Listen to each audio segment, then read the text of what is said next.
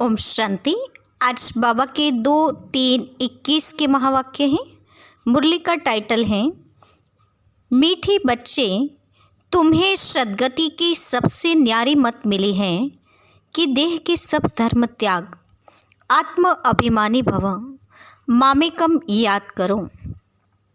प्रश्न है, जो परमात्मा को नाम रूप से न्यारा कहते हैं उनसे तुम कौन सा प्रश्न पूछ सकते हो?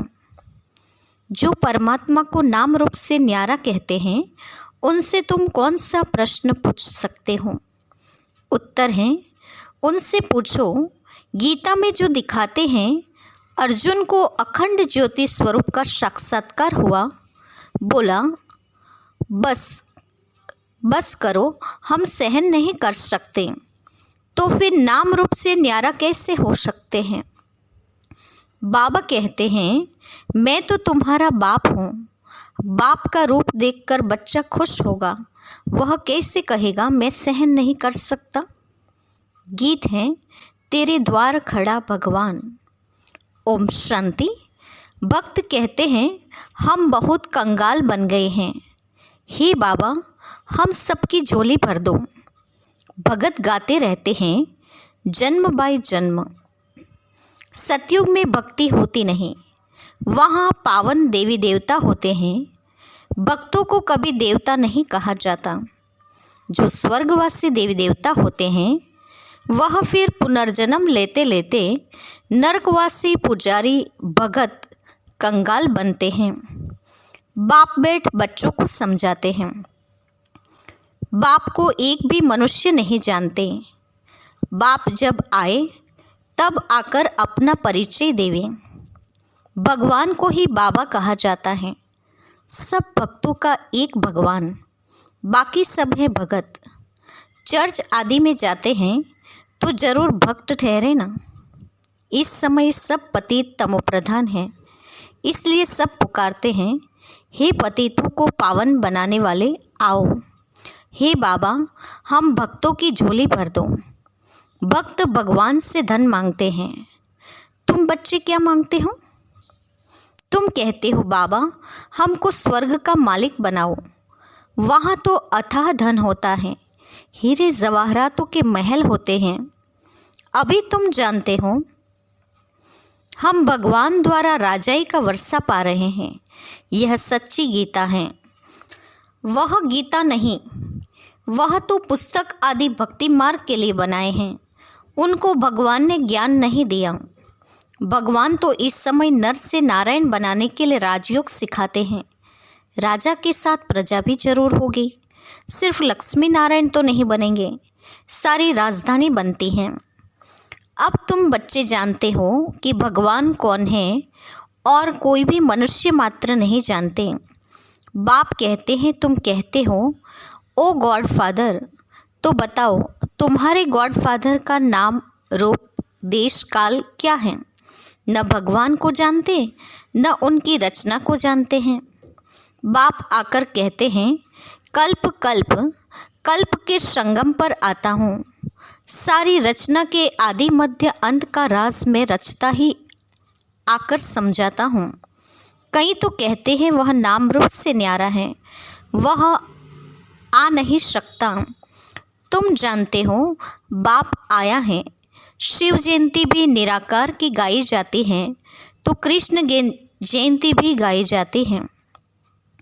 अब शिव जयंती कब होती है वह मालूम होना चाहिए।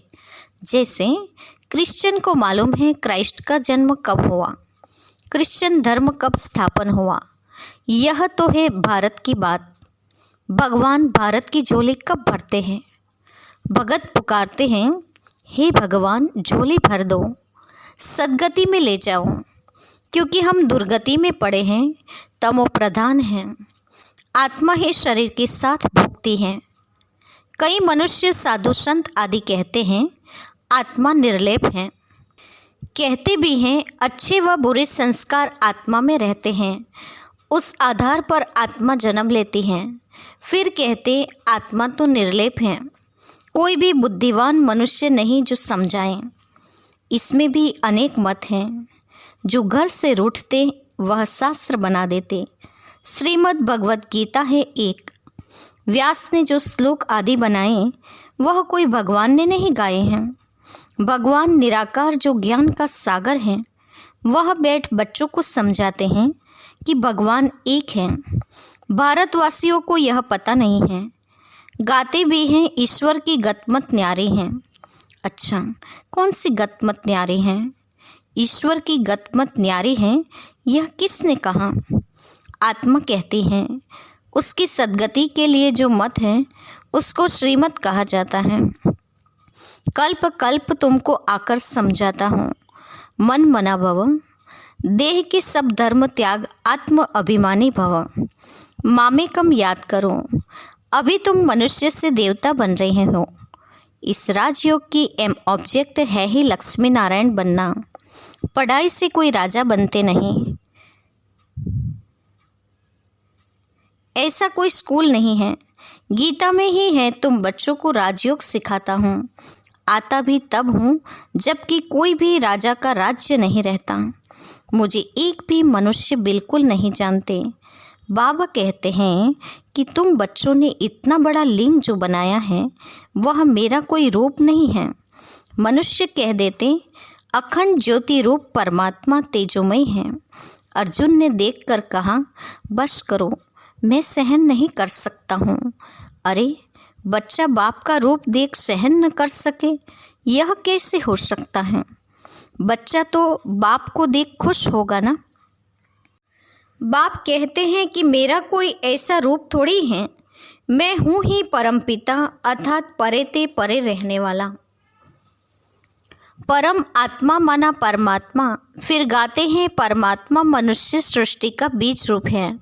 उनकी भगत महिमा करते हैं। सतयुग त्रेता में कोई महिमा नहीं करते क्योंकि वहाँ तो है सुख। गाते भी हैं दुख में सिमरन सब करे, सुख में करे न कोई। इनका भी अर्थ नहीं समझते, तूती मुवाफिक सब कहते रहते हैं। सुख कब होता है, दुख कब होता है? भारत की तो बात है ना। 5000 वर्ष पहले स्वर्ग था, फिर त्रेता में 2 कला कम हुई। सतयुग त्रेता में दुख का नाम नहीं रहता, है ही सुखधाम। स्वर्ग कहने से मुख मीठा होता है। हेवन में फिर दुख कहाँ से आया? कहते हैं कि वहाँ भी कंस, जरासंधि आदि थे, परंतु यह तो हो नहीं सकता। भक्त समझते हैं कि हम नवधा भक्ति करते हैं तो दीदार होता है। दीदार होना गोया हमको भगवान मिला। लक्ष्मी की पूजा की, उनका दर्शन हुआ, बस हम तो पार हो गए। इसमें ही खुश हो जाते हैं, परंतु है कुछ भी नहीं। अल्पकाल के लिए सुख मिलता है। दर्शन हुआ, खलास। ऐसे तो नहीं मुक्ति, जीवन मुक्ति को पा लिया, कुछ भी नहीं। बाबा ने सीढ़ी पर भी समझाया है। भारत ऊंचते ऊंच था, भगवान भी ऊंचते ऊंच हैं। भारत में ऊंचते ऊंच वर्षा है इन लक्ष्मी नारायण का। जब स्वर्ग था सतो प्रधान थे, फिर कलयुग अंत में सब तमो प्रधान होते हैं। पुकारते भी हैं, हम बिल्कुल पतित हो गए हैं। बाप कहते हैं कि मैं कल्प के संगम युग पर आता हूँ तुमको राजयोग सिखाने। मैं जो हूँ, जैसा हूँ, मुझे यथार्थ रीति कोई नहीं जानते। तुम्हारे में भी नंबरवार पुरुषार्थ अनुसार जानते हैं। सीढ़ी वाला चित्र दिखाना है। यह भारत की सीढ़ी है। सतयुग में देवी देवता थे। 5000 वर्ष पहले भारत ऐसा था। शास्त्रों में लाखों वर्ष का कल्प लिख दिया है। अब बाप कहते हैं कि लाखों वर्ष का नहीं, कल्प 5000 का है। सतयुग त्रेता नई दुनिया, द्वापर कलयुग पुरानी दुनिया। आधा आधा होता है ना। नई दुनिया में तुम भारतवासी थे। बाप समझाते हैं, मीठे बच्चे, अभी तुम अपने जन्मों को नहीं जानते हो। बाकी कोई रथ आदि की बात नहीं है। कृष्ण तो सतयुग का प्रिंस है। कृष्ण का वह रूप सिवाय दिव्य दृष्टि के देखा नहीं जाता। यह चैतन्य रूप से तो सतयुग में थे, फिर कब वह रूप मिल नहीं सकता। फिर तो नाम रूप देश काल सब बदल जाता है। 84 जन्म लेते हैं, 84 जन्म में 84 माँ बाप मिलते हैं। भिन्न भिन्न नाम रूप ऑक्यूपेशन होता है। अब यह भारत की ही सीढ़ी है। तुम हो अभी ब्राह्मण कुलभूषण। बाप ने कल्प पहले भी आकर तुमको देवी देवता बनाया था। वहाँ तुम सर्वोत्तम कर्म करते हो। तुम सदा सुखी थे 21 जन्मों के लिए। फिर तुमको इस दुर्गति में किसने पहुँचाया? मैंने कल्प पहले तुमको सद्गति दी थी। फिर 84 जन्म लेते जरूर उतरना पड़े। सूर्यवंशी में 8 जन्म, चंद्रवंशी में 12 जन्म, फिर ऐसे उतरते आए हो। तुम ही सो पूज्य देवता थे, तुम ही पुजारी पतित बने हो। भारत अब कंगाल है। भगवानुवाच, तुम जो 100% पवित्र और साल्वेंट थे, एवर हेल्दी एवर वेल्दी थे, कोई रोग दुख की बात नहीं थी, सुखधाम था। उनको कहते हैं गार्डन ऑफ अल्लाह। अल्लाह ने बगीचा स्थापन किया। जो देवी देवता थे वह अब कांटे बने हैं। अब जंगल बन गया है। जंगल में कांटे लगते हैं। बाप कहते हैं काम महाशत्रु हैं, इन पर जीत पहनो। इसने आदि मध्य अंत तुमको दुख दिया है। 1-2 पर काम कटारी चलाना यह सबसे बड़ा पाप है। बाप बैठ अपना परिचय देते हैं कि मैं परम धाम में रहने वाला परम आत्मा हूँ। मुझे कहते हैं मैं सृष्टि का बीज रूप परम आत्मा, मैं सबका बाप हूँ। सभी आत्माएं बाप को पुकारती हैं कि हे परमपिता परमात्मा। जैसे तुम्हारी आत्मा स्टार मिसल है, बाबा भी परम आत्मा हैं, छोटा बड़ा नहीं है। बाप कहते हैं मैं अंगुष्ठे मिसल भी नहीं हूँ, मैं परम आत्मा हूँ। तुम सबका बाप हूँ। उसको कहा जाता है सुप्रीम सोल नॉलेजफुल। बाप समझाते हैं मैं नॉलेजफुल मनुष्य सृष्टि के झाड़ का बीज रूप हूँ। मुझे भक्त लोग कहते हैं कि परमात्मा सच्चित आनंद स्वरूप है। वह ज्ञान का सागर है, सुख का सागर है। महिमा कितनी सारी है। अगर नाम रूप देश काल नहीं तो पुकारेंगे किसको? साधु संत आदि सब तुमको भक्ति मार्ग के शास्त्र सुनाते हैं। मैं तुमको आकर राजयोग सिखलाता हूँ। बाप समझाते हैं कि तुम पतित पावन मुझ ज्ञान सागर बाप को कहते हो। तुम भी मास्टर ज्ञान सागर बनते हो। ज्ञान से सद्गति मिलती है। भारत को सद्गति बाप ही देंगे। सर्व का सद्गति दाता एक है। सर्व की दुर्गति फिर कौन करता है? जरूर रावण करता है। अब तुमको यह कौन समझा रहे हैं? यह है परम आत्मा। आत्मा तो एक स्टार मिसल अति सूक्ष्म है। परमात्मा भी ड्रामा में पार्ट बजाते हैं। क्रिएटर, डायरेक्टर, मुख्य एक्टर हैं। अभी बाप समझाते हैं कि ऊंचते ऊंच पार्टधारी कौन है? ऊंचते ऊंच भगवान है, जिसके साथ तुम आत्माएं बच्चे सब रहते हो। कहते भी हैं कि परमात्मा सबको भेजने वाला है। यह भी सब समझने की बातें हैं। ड्रामा तो अनादि बना हुआ है। बाप कहते हैं कि मुझे तुम कहते हो ज्ञान सागर, सारी सृष्टि के आदि मध्य अंत को जानने वाला। अभी यह जो शास्त्र आदि पढ़ते हैं इनको बाप जानते हैं। बाप कहते हैं कि मैं प्रजापिता ब्रह्मा के द्वारा सभी शास्त्रों का सार आकर बताता हूँ। दिखाते हैं कि विष्णु की नाभि से ब्रह्मा निकला तो कहाँ निकला? मनुष्य तो जरूर यहाँ ही होंगे ना। इनकी नाभि से ब्रह्मा निकला, फिर भगवान ने बैठ इनके द्वारा सभी वेदों और शास्त्रों का सार समझाया। अपना भी नाम रूप देश काल समझाया है। मनुष्य सृष्टि का बीज रूप है ना। इस वृक्षपति की उत्पत्ति, पालना, विनाश कैसे होता है वह कोई भी नहीं जानते। इसको वैरायटी झाड़ कहा जाता है। सभी नंबरवार अपने समय पर आते हैं। पहले नंबर में देवी देवता धर्म की स्थापना कराता हूँ, जबकि वह धर्म नहीं है। बाप कहते हैं कि कितने तुच्छ बुद्धि हो गए हैं। देवताओं की, लक्ष्मी नारायण की पूजा करते हैं, परंतु उन्हों का राज्य सृष्टि पर कब था वह कुछ भी नहीं जानते हैं।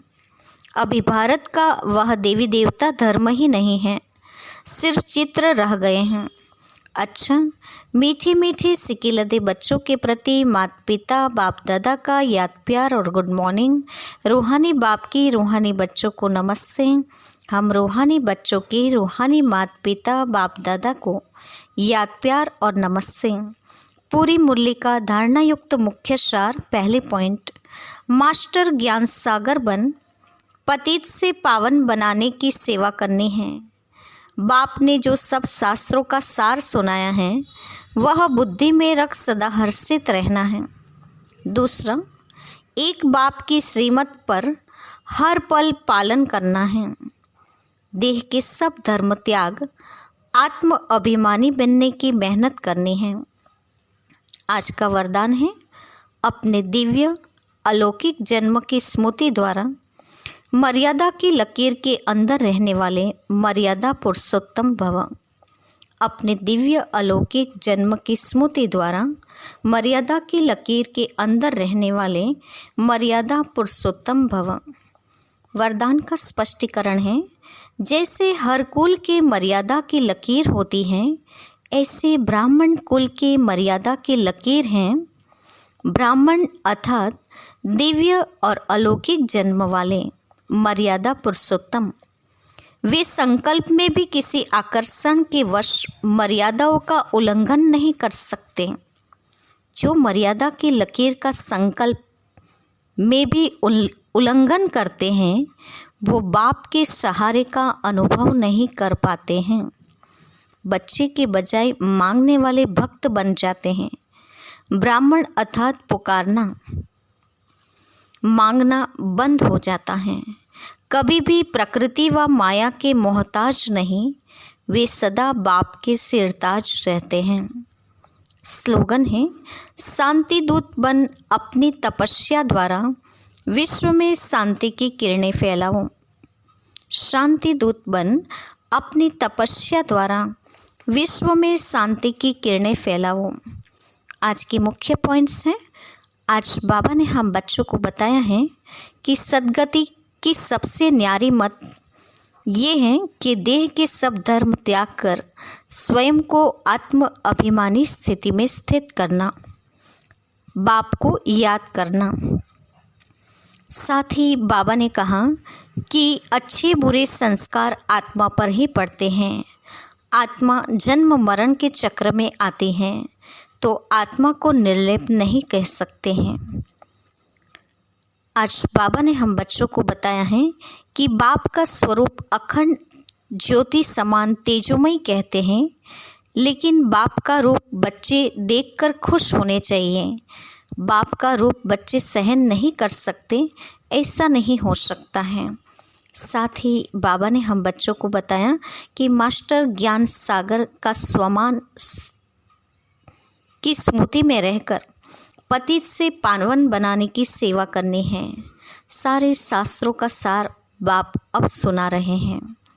उनकी हर श्रीमत का पालन करना है और दिव्य अलौकिक जन्म की स्मृति में रहते मर्यादा की लकीर के अंदर रहकर मर्यादा पुरुषोत्तम बन जाना है। मर्यादा पुरुषोत्तम बनना यानी मर्यादा की लकीर के अंदर रहना, यानी संकल्प से भी कोई भी श्रीमत का उल्लंघन नहीं करना। यदि संकल्प से भी मर्यादा की लकीर का उल्लंघन करते हैं तो बाबा ने कहा वो बच्चे नहीं भक्त बन जाते हैं। वो बाप के सिरताज नहीं बन सकते, माया के मोहताज बन जाते हैं और शांति दूत बनकर विश्व में शांति की सदा किरणें फैलाते रहना है। ओम शांति।